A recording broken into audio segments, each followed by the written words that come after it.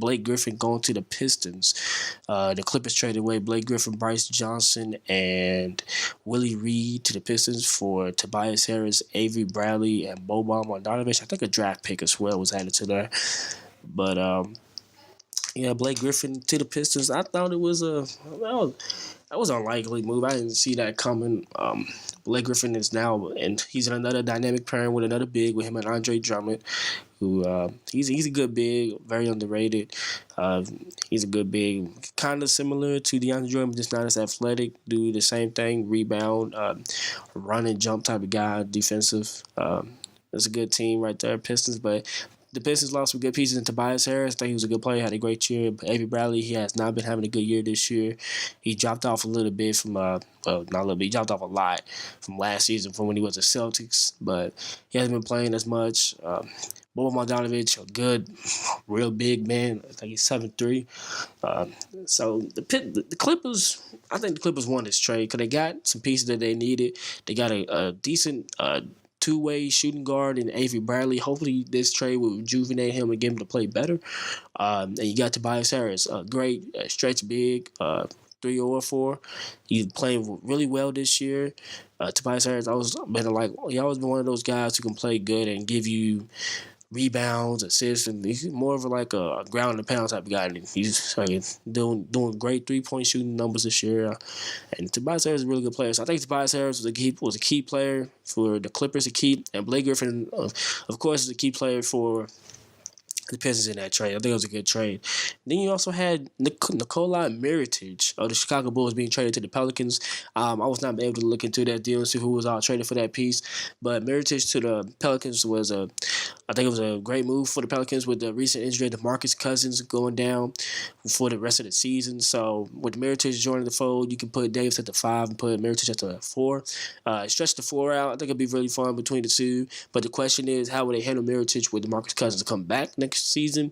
Will Mirotic be traded again? I'm not sure if his contract is expiring soon, so that's something I gotta look into, and that plays a big factor. But the Pelicans, they got great players in Anthony Davis, Rondo, and Drew Holiday, but they just need some more. They need a better bench. And so I think they need a great small forward, and I think they need to define an identity, because they had a great identity with just 2 bigs down low, but they just need to stretch the floor because in this day of age, there's a lot of shooting going on with the Steph Curry era and the Warriors area. There's a lot of shooting going on, so it's spacing the floor out, something they could have got. But the Pelicans are still missing a piece. They're a couple pieces away for being a top contender in the West, especially a hard conference to get out of. But Anthony Davis and DeMarcus Cousins are the real deal. They're some real good players.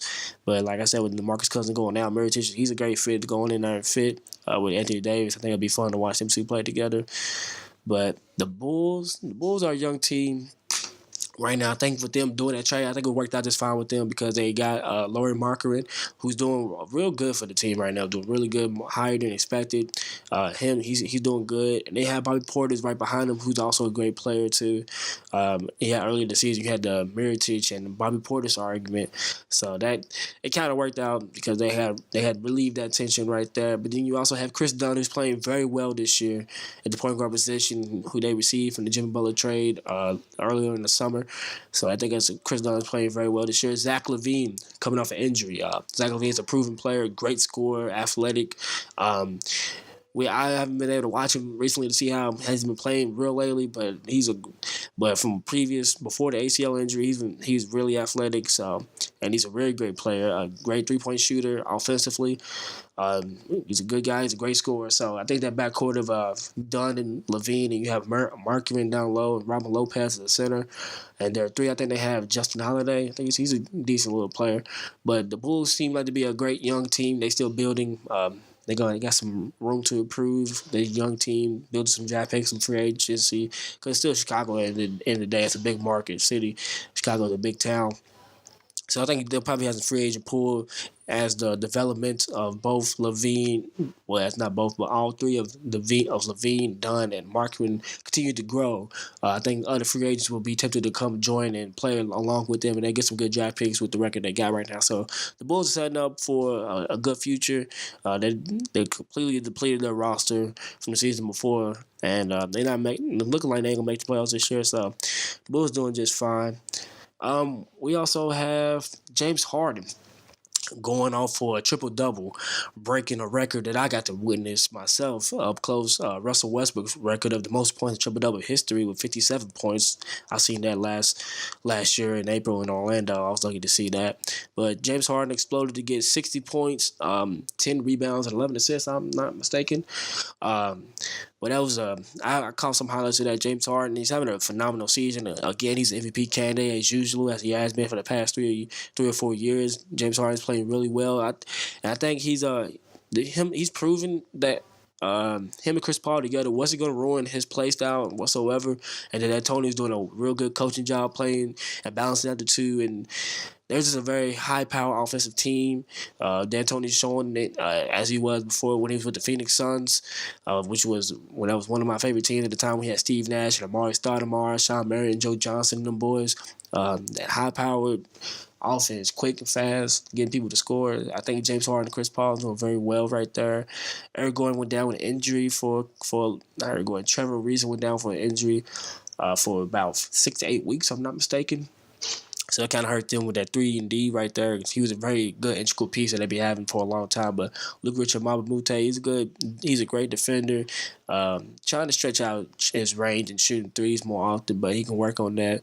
They have Ryan Anderson, a great stretch big, and Clint Capella, who's having a phenomenal season this year, having a very high shooting percentage, shooting around, I think, 67% right now from the field, tied up with DeAndre Jordan. And he's a great rebounder. He's playing really well. I think he's attributing to the fact that he's playing with James Harden and Chris Paul, who are some great team players who like to get their team involved. And Clint Capella, he's holding his own down there. He's doing really good this year. Probably going to be, I think he's looking around to probably be all defensive team this year. Clint Capella, he's probably looking for a higher contract extension. I think that's another thing he's playing for. He's playing real well this year.